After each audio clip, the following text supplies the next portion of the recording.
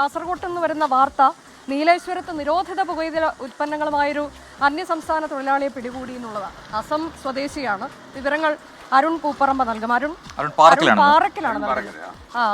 അരുൺ, എന്താണ് ഈ വാർത്തയുടെ വിശദാംശങ്ങൾ?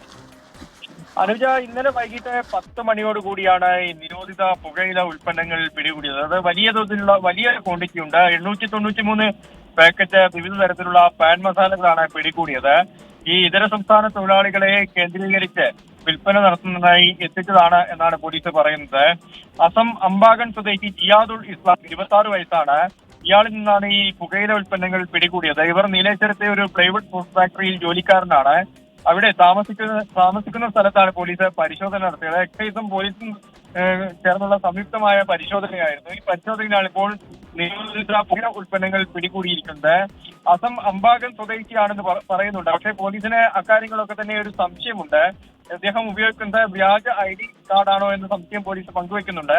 എന്തായാലും അതേക്കുറിച്ചുള്ള കൂടുതൽ അന്വേഷണം നടത്തുമെന്നും അറിയിച്ചിട്ടുണ്ട് അനുജ, പ്രജിത്ത് ഒക്കെ.